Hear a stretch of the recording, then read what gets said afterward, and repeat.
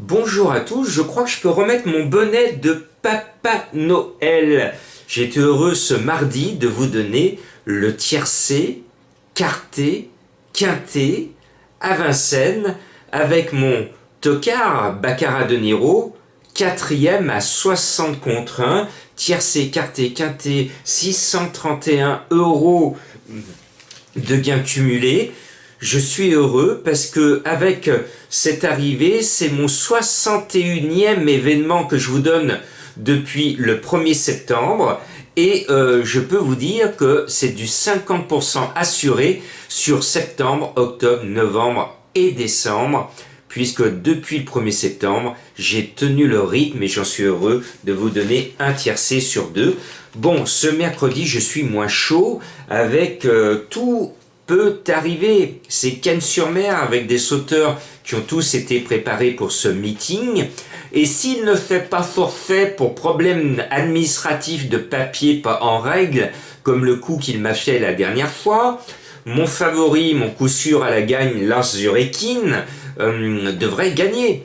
Parce que s'il court, il gagne. Par contre, si encore une fois, je sais pas, il se trompe dans la déclaration, le cheval va faire forfait. Moi, je l'ai en travers là la dernière fois. Bon, c'est un cheval de groupe 1, il l'a démontré. À ce niveau-là, il est complètement déclassé, donc il doit gagner. Il n'y a pas photo. Voilà. Vous voyez, je suis chaud quand même. Hein. Après, c'est plus compliqué. Comme nous sommes au pays de Foin, de Monsieur Foin, et qu'il en a trois, je n'ai pas eu la place de mettre les trois, et vous le savez, quand un entraîneur en met deux ou trois, c'est toujours le tocard de l'écurie qui rentre. Et bien malgré toute ma mauvaise volonté, j'ai pas pu faire rentrer les deux autres. À mon sens, le meilleur des trois, c'est le 4 Wada, qui m'a beaucoup plu la dernière fois. Il a gagné avec une facilité extraordinaire. Et moi, je pense que c'est pas une question de poids qui va jouer, c'est plutôt une question de grande forme. Et je pense qu'il va répéter. Et puis, je mets aussi le 10 Paradise Island, qui vient lui aussi de gagner sur cette piste de Cagnes. Et j'ai pris la décision pour construire ma sélection de faire confiance à ces jeunes chevaux qui viennent d'afficher leur forme et surtout leur autorité, parce que les trois chevaux qui vont figurer maintenant dans ma sélection, le 4, le 10 Paradise Island et le 6 Life Breeze, viennent tous les trois de gagner sur cette piste et très facilement. Et les jockeys avaient encore des kilos dans les mains, donc ils ont gagné avec des ressources. Donc la surcharge au poids, ils l'ont dans les jambes, mais ils vont continuer à briller à mon sens. Donc le 10 Paradise Island, prenez vos parasols et on va passer notre Noël sur une île paradisiaque.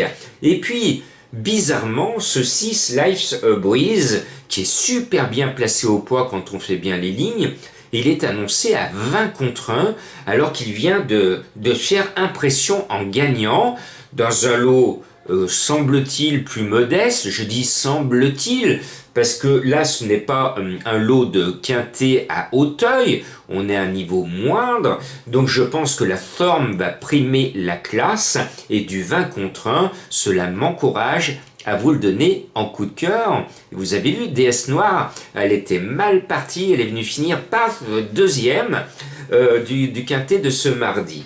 Et puis il y a un cheval qui me fait tourner en bourrique. Vous aussi? Oui, vous aussi. C'est Béton Gamery, le 7. Il nous a enthousiasmés, éblouis en début de saison dans des quintets à Auteuil beaucoup plus relevés. Et puis tout d'un coup, depuis quelques courses, plus rien. Le cheval ne se livre plus. Alors je sais qu'il a été soigné, il nous revient. Et là, s'il court comme les dernières fois, il n'a pas l'ombre d'une chance.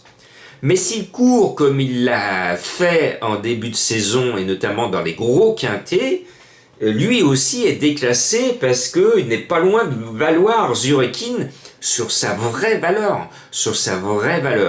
Donc je le mets, ce numéro 7, en couverture, Mais si vous êtes plus enthousiaste que moi, vous pouvez me remonter les bretelles et le remonter, parce que s'il est là, il va pas taper loin, hein.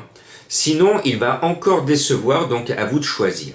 Et puis ma découverte, c'est le 13 Biscaya Storm. J'ai super bien fait son papier et je me dis qu'en bas de tableau et de très très loin, c'est la meilleure chance du bas de tableau.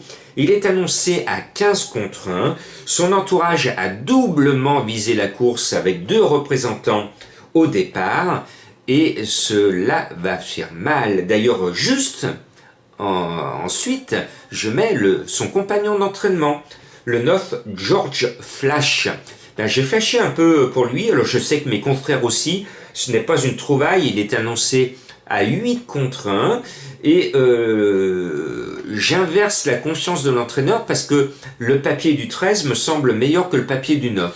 Voilà, et vous savez, je coupe les chevaux en 4 dans mon papier, je regarde tout ça à la loupe, et quand je compare les papiers, le 13 est meilleur que le 9, mais pour l'entraîneur, c'est l'inverse. Bon, à vous de savoir qui a raison, on le saura sur le poteau.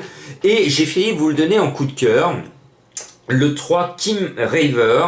C'est un cheval que j'aime bien, qui est capable de faire quelque chose de bien. C'est un coup de poker parce que le handicapeur n'est pas gentil du tout avec Kim River. 70 kilos. Il a gagné la moitié moins que Betong Emery. Il n'a pas montré sa pointure quintée. Il faudra donc que monsieur le handicapeur m'explique et explique au propriétaire de Kim River pourquoi un cheval qui a gagné la moitié moins d'argent et qui n'a pas fait les mêmes valeurs gros quintés, se retrouve avec 4 kilos de plus que Betong Emery. Monsieur le handicapeur, il y a quelque chose qui ne va pas sur vos échelles de valeur. Voilà. Allez, j'espère continuer à jouer au Père Noël. On se rapproche de Noël et je serai tout heureux de vous glisser quelques tickets gagnants sous le sapin.